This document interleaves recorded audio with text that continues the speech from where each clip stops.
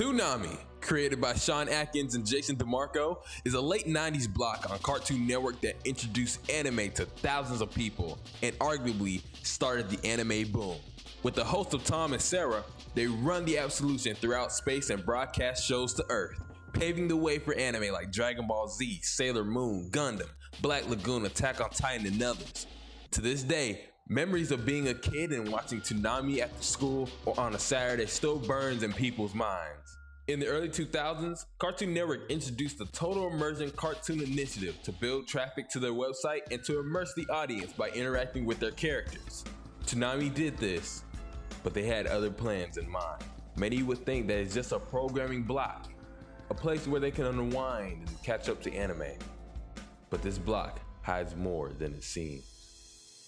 Rather than just put up a game with Tom and Sarah moving back and forth and calling it immersive, they actually created a canon within the block, giving them more depth to Tom and Sarah and giving them a personality rather than just saying the names of shows and when they'll be back. There are 11 total immersion events, or ties. We're focusing on the events where Tom and Sarah are featured and are canon, so no Cosmic Samurai or IGPX. They have a story to tell, and their fate is up to us. Man, it got right through the hole. What are you talking about? I'm serious. Send in the clients. Okay, well, the hole is sealed, but keep the doors closed. I'm gonna go down there and check this thing out. You know where it is? No idea. You worry too much. There's massive system disruption back there. Please be careful. All right. Three, two, one. Intruder 1. The Intruder 1 is top 3 ties of Toonami history. And this is saying a lot since starting out with a banger like this is impressive.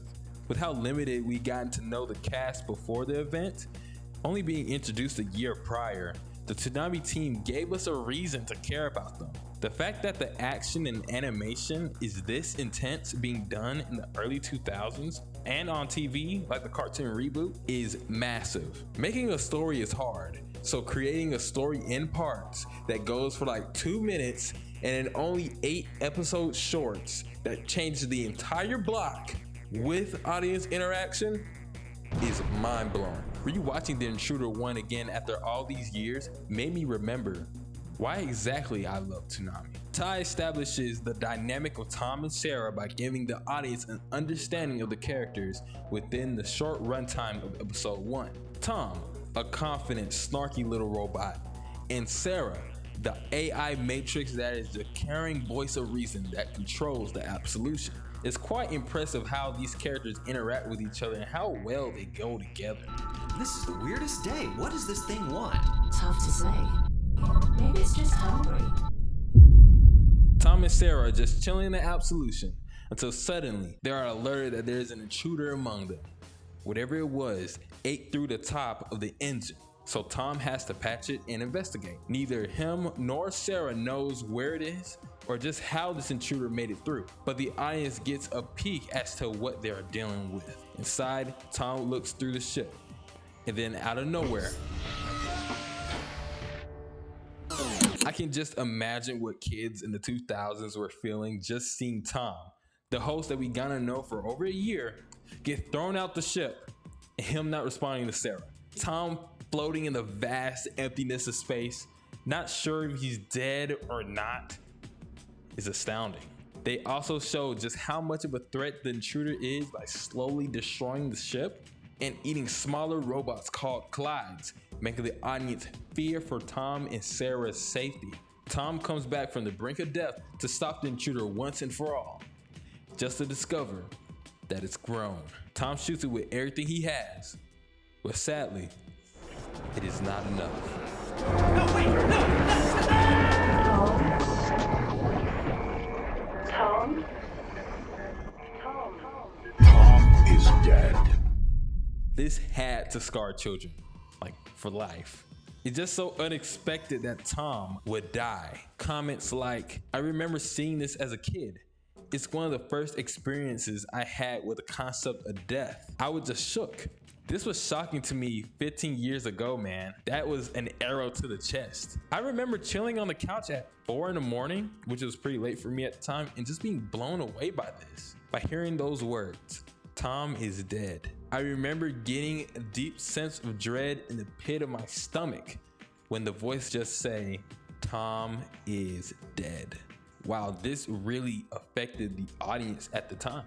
It even affected me too. I mean, I was aware that Tom had another body, but I only thought of it as a brand new update. You know how like channels change their bumpers and logos, but to realize that there's an actual reason, and the reason was because Tom died, is insane. A backstory on what is this monster that is attacking Tom and Sarah was on the Toonami website at the time. You would get logs of information about the creature revealing that this mysterious life form has been known for 100 solar years and has destroyed ships in space in order to consume.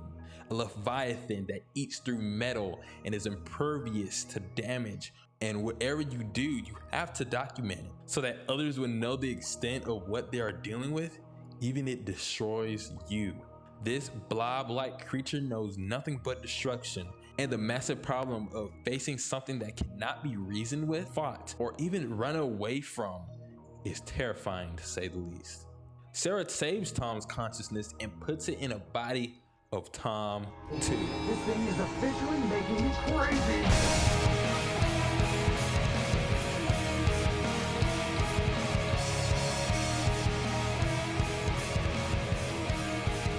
Tom 2 busting out of the pod is one of the most iconic scenes of Toonami history. Tom 2 is by far more agile, taller, and more active than Tom 1. A more human-like design for more range of motion than looking like something that came out of Dreamland. It's like we're seeing Tom 1 grow up and have more of a mature look while staying true to the old body design. His scope, which is never used, is still on his head, and the iconic Toonami logo is now placed on his chest instead of his stomach. This is the Tom we know and love, just a little grown up, and he's still snarky. Tom 2 and Sarah comes up with a plan of setting off explosives to cut off the intruder, but by that, cutting off their starboard engine as well.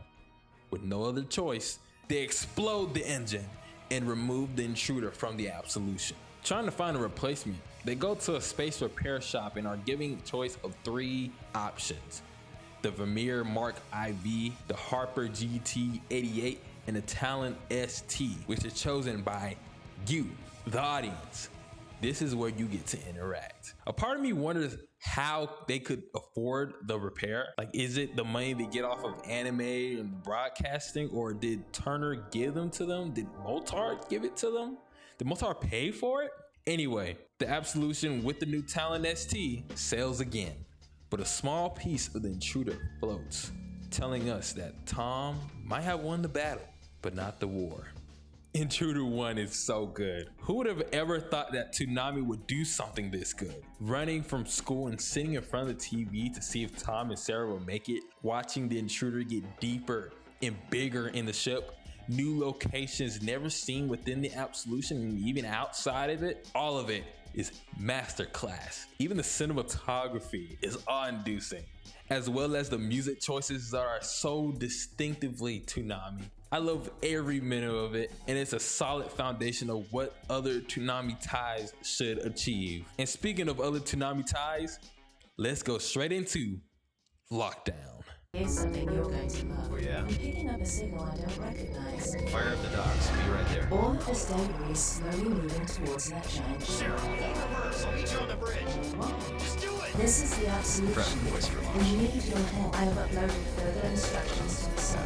Oh no, not last time, remember? The docks? I don't think there's any danger. How long before we get sucked in by this thing? What is it with our Roughly 178 years, 17 days, 10 hours, and 12 minutes. Log on to Toonami.com for your new orders. For a stand-up fight, all this hanging around. It's a very large security robot guarding the factory, but it's still got enough firepower to take on any of the docks. Man, I really appreciate it. This tie is quite literally a total immersion event. Most of the story relies on the audience to help them with the problem at hand. Lockdown gives us more stunning effects, locations, and funny interactions with Tom and Sarah, but the stakes are not as high as last time. The story revolves around Tom and Sarah getting a distress signal and a scrambled message from another ship. Tom, remembering how last time went, tells Sarah to bring out the docks, which are just souped up versions of Clyde's. I mean, these robots look like they mean serious business. Equipped with missiles and blasters, it's as if Doom Guy was cloned into hundreds of robots. Unfortunately, they are caught in the tractor beam moving closer from a larger ship, completely turning off their engines and making them in lockdown. Sarah gives the audience various missions to do in order to get them unstuck, because they can't control the docks anymore, but they can remote control straight from Earth. They need to do this before they are trapped there for years. So over the next few days, Tom finally gets the engines working while the docks win the fight, and Sarah finally unscrambles the message that was warning them not to approach. Everything is back to normal, and Toonami continues. This is very game heavy with its secrets and developments on what's exactly been going on with the docks inside the trash compactor. The robots inside were infected with a cosmic virus a long time ago, and an entity in the ship has been rebuilding the damaged docks and plan to use them to destroy the Absolution. I really do wish that this was clearer in the actual tie than the video game, as it would put stakes that it lacks in the animation to tell an interesting story. This does put into question, did the security robot get mutated just like the docks? As I said earlier, updates about how Tom and Sarah are doing and the development of a killer security robot destroying the docks are the most interesting part of the tie. It is trying to do something different from what the Intruder was trying to achieve, but only looking at the tie itself, it's kind of boring. Since I'm not playing the games for the video, it's like watching a cutscene for a game. Tom just fixes the ship the whole time, and Sarah tells the viewers what to do at home. Doesn't make it as entertaining as the title would make it out. The middle point seems like padding so they can air an episode every day giving out codes for the next game, and that's cool and all. Like, Tom and Sarah get stuck and they need to find a way out, but that's when the story stalls until the high point of the docks fighting the security robot. Out of 13-14 minutes of the runtime, 6 minutes are dedicated to Tom fixing wires and Sarah giving us codes. It's a shame that this doesn't live up to the hype that The Intruder 1 was, because there are many ways you could have made this an interesting story. Even the scrambled message that hooks the audience at the beginning turns out to be a warning that we already gotten out of. I love the locations and I love the designs of the robots, but this story falls flat to me. Hopefully the next tie can change that. Being trapped in space, slowly drifting for 100 years is terrifying, right? But imagine being trapped in hyperspace.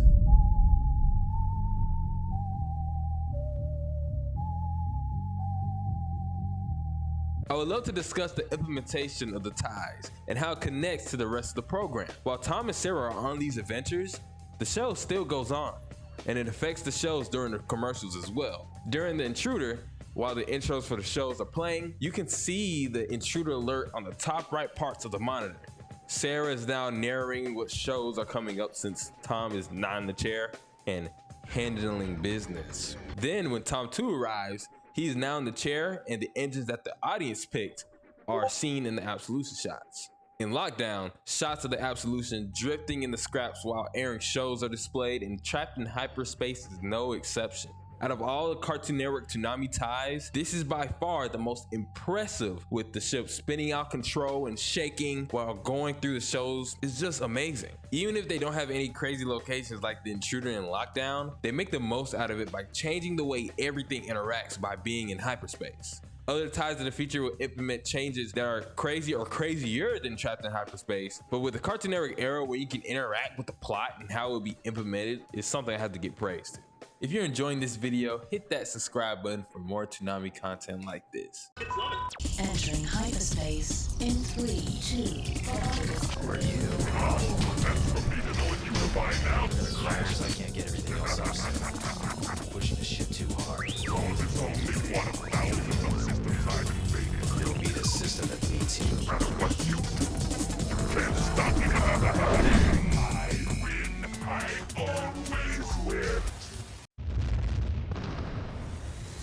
Trapped in Hyperspace starts with Tom and Sarah about to travel to Earth when suddenly Sarah gets a virus. A character called Swayzak, or Menace in the tie-in game, infects Sarah for no reason. Yes, I mean, there's literally no reason for him to attack Sarah, just wrong place, wrong time, I guess. Tom decides to hack into the ship's computer system and get Sarah back. We find out that if Tom doesn't get back in control of the ship in time, the docs are going to destroy the ship on the inside and sooner or later will crash the ship. Tom finds Sarah's systems while Swayzak accidentally tells them that other ships around the space sector are fighting him at the exact same time. With Tom hacking into the systems and the overwhelming force of the ships, Swayzak is defeated. At the end of the event, they leave hyperspace and Toonami continues.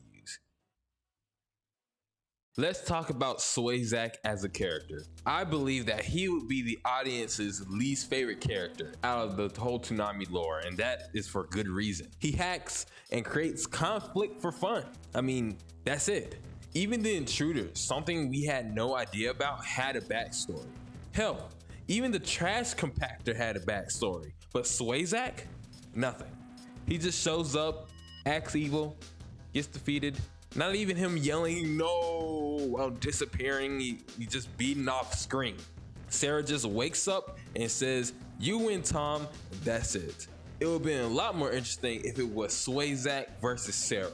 Computer AI versus computer virus. Just imagine all the creative imagery with Sarah fighting in the computer matrix and Tom hacking inside the system while Swayzak is there. I mean, what if Swayzak wanted to control the Absolution and took over the docs to fight them and the audience had to fight them in the game? Something interesting like what they would do in Countdown. The only interesting thing about him is that Sarah still remembers him. She mentions Swayzak in the future in her res review 2 years later, so at least he mattered enough for Toonami to mention him in the future. It's just a shame how this event had less story than Lockdown and has the shortest runtime out of the whole Cartoon Network era, and it shows. This was just a way for them to upload new games to the website and have an event for it. I mean, that's okay for a kid back then, since not only you can watch Toonami, but you also get great visuals and a 3D game on the site. But if we're comparing Trapped in Hyperspace to Lockdown or Intruder for the story, then this is the weakest out of all of them. At least Trapped in Hyperspace has the best visuals out of all of the Cartoon Network era. It's kind of like a Saturday morning cartoon. You can just sit down and enjoy it for yourself. You know, if you want to relive this tie, then it will be fine. But if you're expecting something that could change Toonami as a whole, like a huge event, then you'll be disappointed. It's strange because Trapped in Hyperspace even has a lack of promotion. I mean, it just kind of shows you that this is meant to be a game event more than a lore-changing adventure. I grew up on Adult Swim's Toonami and their ties, so I would have a different expectation on how ties should happen or what it should be than someone who was there in the early 2000s and played the games and interacted with them. I expect a small story that has interesting characters and situations to happen. I mean, I'm not expecting Tom to die every single time, but if the stakes are the Absolution is about to get destroyed or Sarah's in trouble, then I expect some urgency and see how they can interact with that problem. I guess the ties from the past don't hold on to me as much aside from Intruder 1 because their job was to get kids on the website and it did just that. I'm pretty sure that if I could play the games while they were airing, I would have the time of my life. Lockdown and Trapped in Hyperspace, like they were never meant to be just one long short besides Intruder. I do appreciate how much work in the sets and the models they had to create, especially for the time. And it was a good idea that none of the characters had any complex motions or maps. I'm looking at you, top 4. You guys ready to make the magic happen? And they knew their budget for the event. I genuinely think that all these ties are good. And yes, it's because I love Toonami with all my heart. They may not be the most complex stories or have the most complex characters or have character building, but it's not trying to be that. It's supposed to be an experience for those kids who just came from school wanting to watch Dragon Ball Z and see what exactly happening to their favorite host.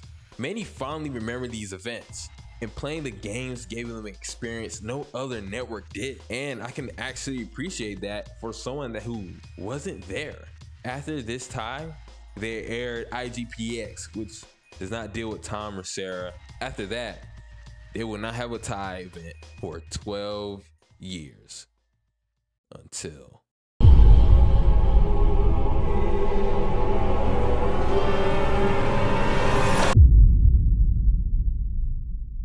I would love to thank Slim D716, Caboose Jr. or Jr_VT, the Toonami Wiki, Night Watcher 189, TF55, Toonami Arsenal, Toonami VHS, and others who documented Toonami since 1997. This video would not be possible, and most of the footage and information will be lost without them. Part 2 is coming soon, and it'll be way bigger than this one since I have a lot more to say in the Adult Swim era. I hope you stick around since more Toonami content is coming. Thank you for watching. Part 2. You gonna say that farting?